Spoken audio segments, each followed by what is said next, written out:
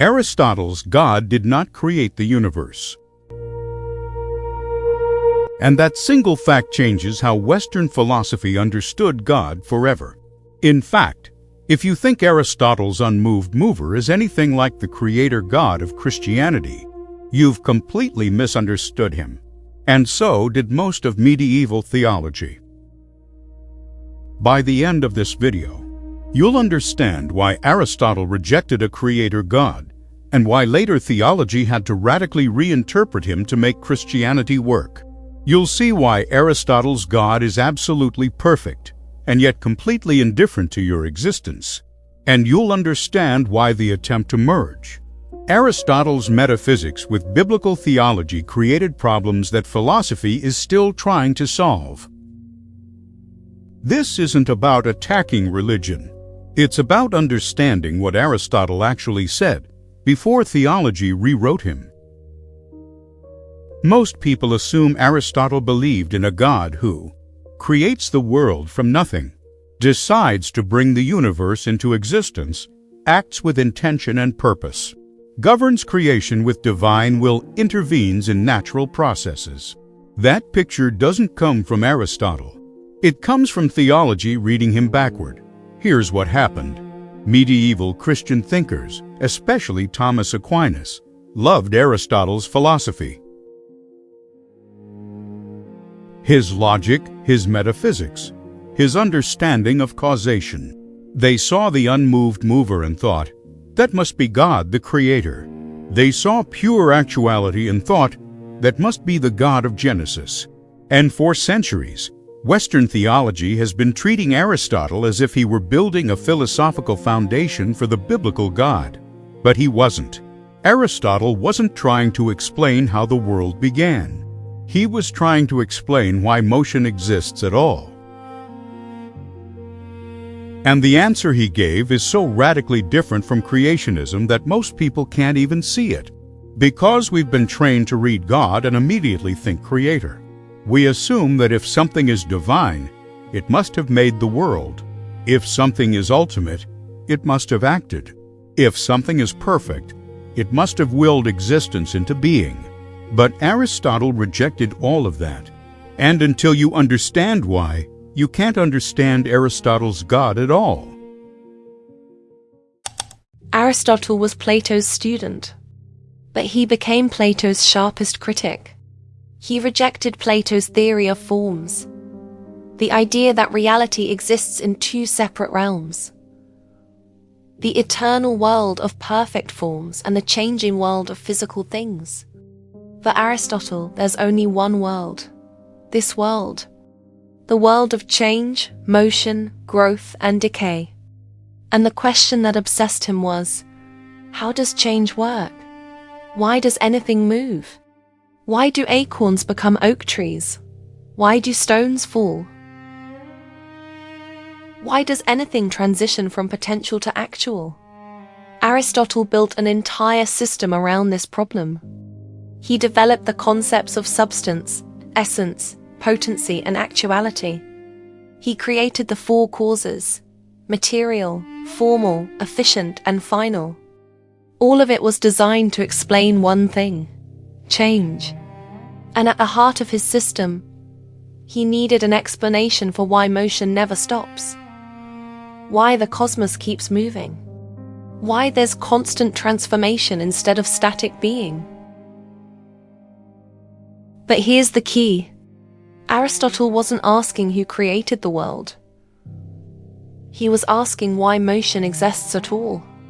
And that's a completely different question. Because if you're asking about origins, you're asking about time, about a first moment. But Aristotle didn't believe in a first moment. For him, the universe is eternal. It has always existed. It will always exist. So the question isn't, what started it? The question is, what keeps it going? Here's Aristotle's fundamental insight. Everything that changes is changed by something else.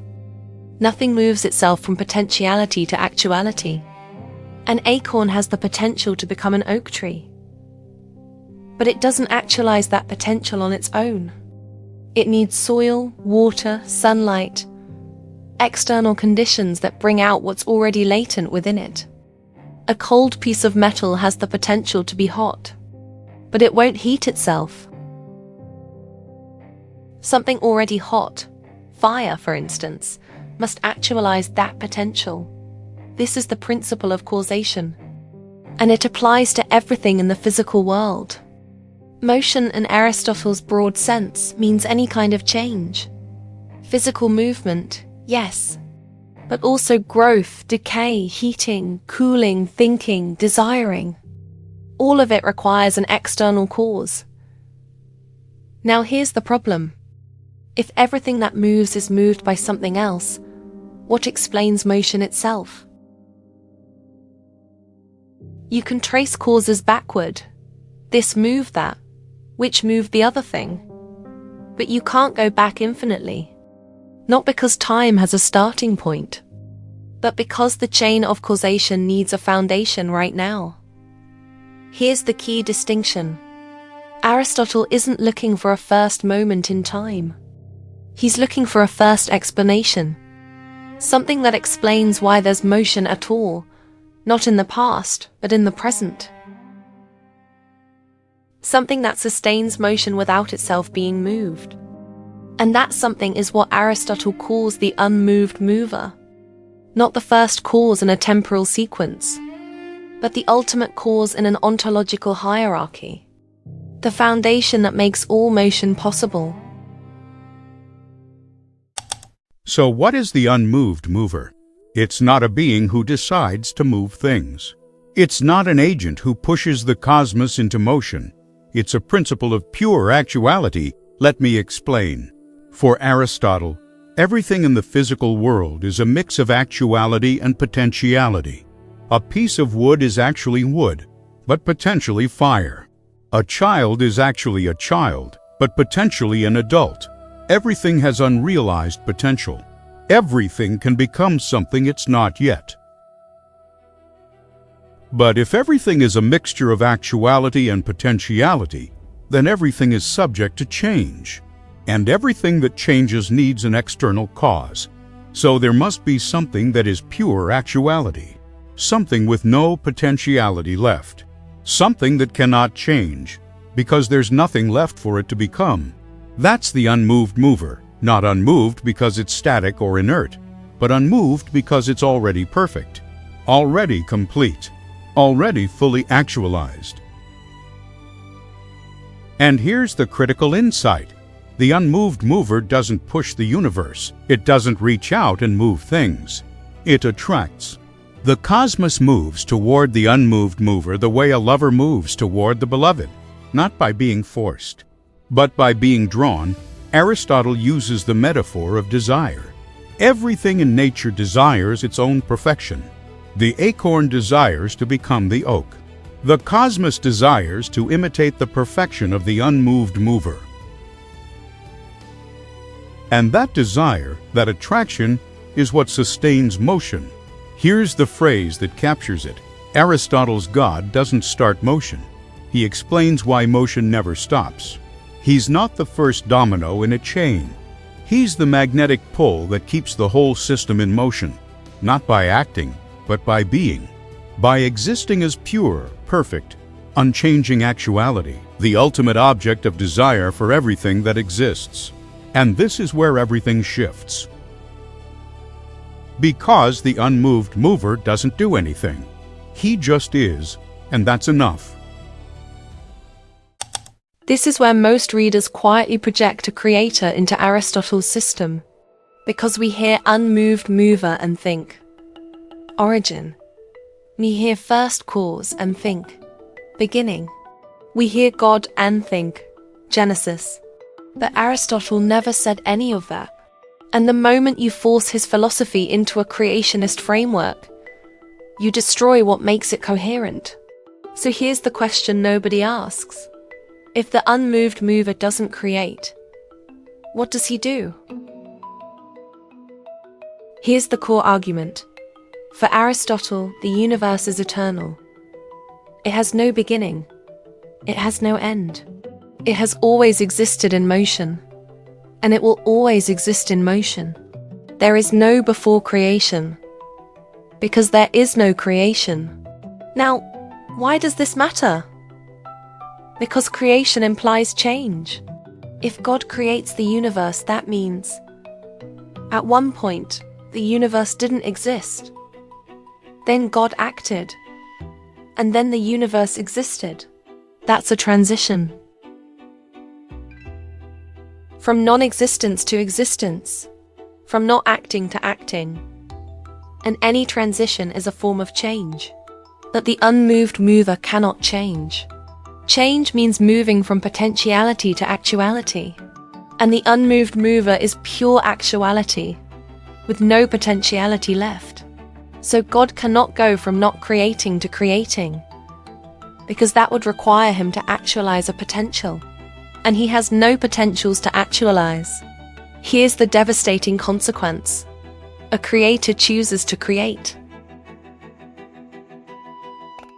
Aristotle's God cannot choose, because choice implies lack.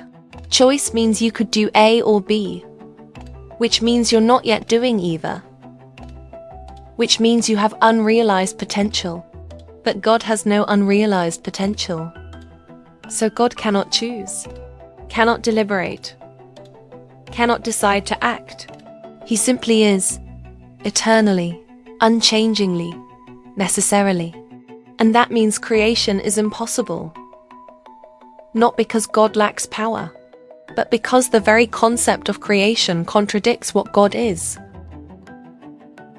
For Aristotle, you can have an eternal universe with an unmoved mover.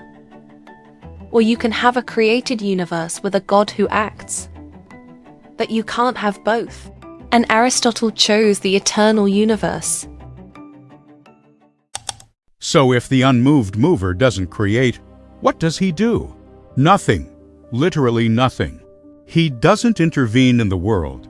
He doesn't respond to events. He doesn't guide natural processes. He doesn't answer prayers. He doesn't govern the cosmos like a king governs a kingdom. He doesn't even know that the world exists. Wait, let me say that again. Aristotle's God doesn't know that the world exists, because knowing the world would require him to be affected by it, to be changed by it, and the unmoved mover cannot be changed. So here's the radical inversion. Aristotle's God doesn't act on the world. The world moves toward him. Everything in nature is oriented toward its own perfection. And ultimate perfection is the unmoved mover, so the cosmos imitates God, not because God commands it, but because perfection attracts. The heavens rotate eternally, trying to imitate the unchanging eternity of the divine. Living things grow and reproduce, trying to participate in the immortality they can't fully achieve. Humans pursue knowledge, trying to grasp the eternal truths that the unmoved mover contemplates. But none of this happens because God wills it. It happens because the nature of reality is structured around desire for perfection. And God is perfection. He doesn't push. He pulls, not intentionally, just by being what he is.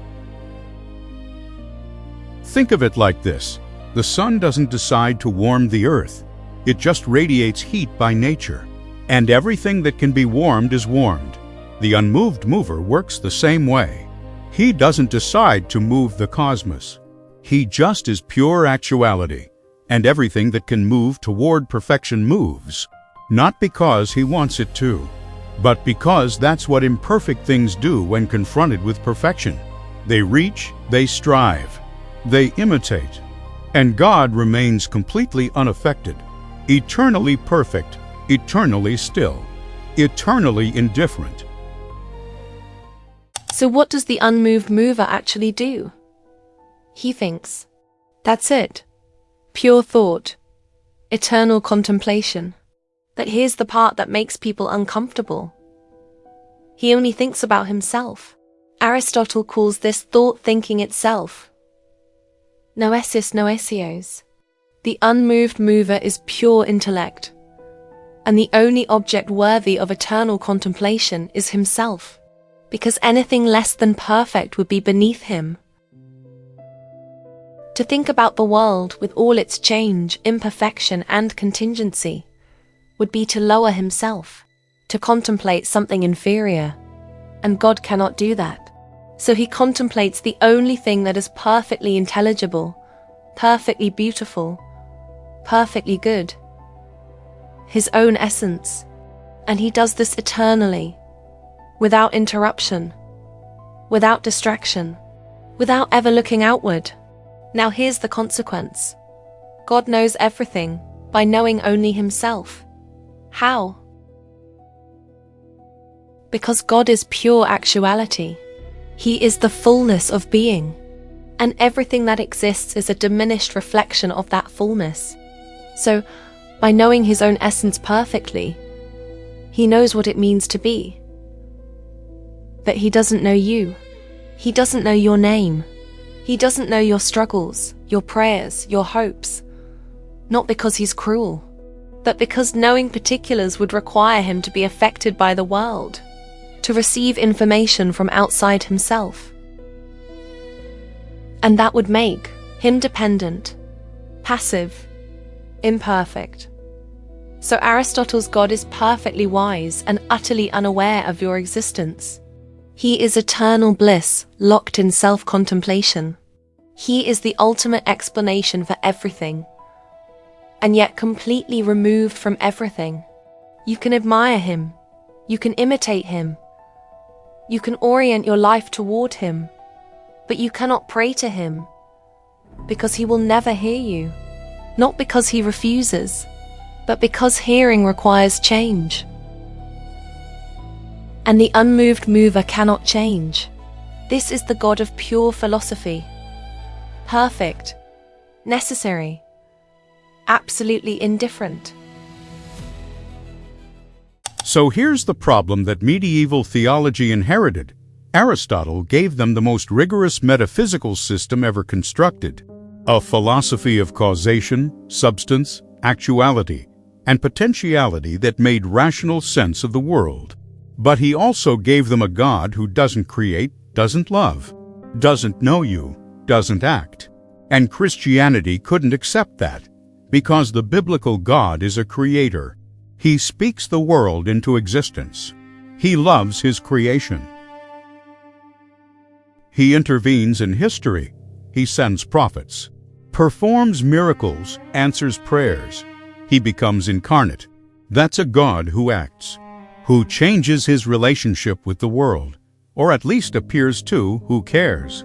So the question became, how do you reconcile Aristotle's perfect, unchanging, self-contemplating God with the personal, active, loving God of Scripture? How do you keep Aristotle's metaphysics without keeping his God? Thomas Aquinas tried. He took the unmoved mover and turned him into the creator. He took pure actuality and made it compatible with will, intention, and love. He argued that God can act without changing, because his actions are eternal. That God can know the world without being affected by it, because he knows all things in himself. Brilliant moves. But they required reinterpreting Aristotle, adding concepts Aristotle never used, importing biblical categories into a philosophical system that was built without them, and that created tensions that philosophy is still trying to resolve. Because the truth is, later theology wanted Aristotle's metaphysics, but not his God. They wanted the rigor of pure actuality, but they also wanted personality, will, and love, and Aristotle never gave them a way to have both. So here's the uncomfortable question. If Aristotle is right, if perfection means unchanging self-contemplation, then creation is already a theological compromise. Because to create, God must act. And to act means to transition from not creating to creating, which means change, which means imperfection. So either God is perfect and doesn't create, or God creates and isn't perfectly unchanging. You can't have both.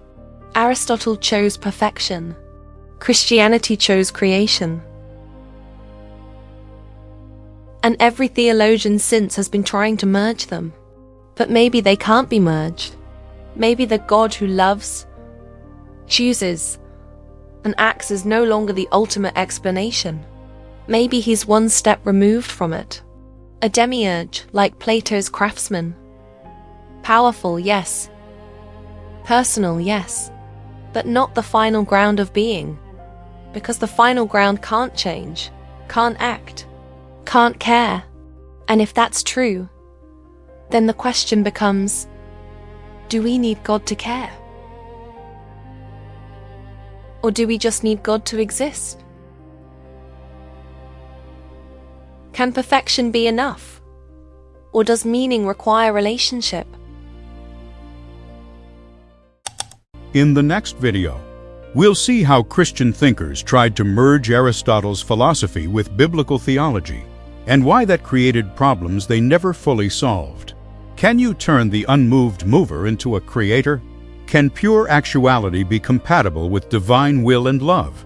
Medieval theology thought so. But the compromises required changed both philosophy and faith. And we're still living with those contradictions. Leave your thoughts in the comments. Can a perfect God act, or does action require imperfection? See you in the next one.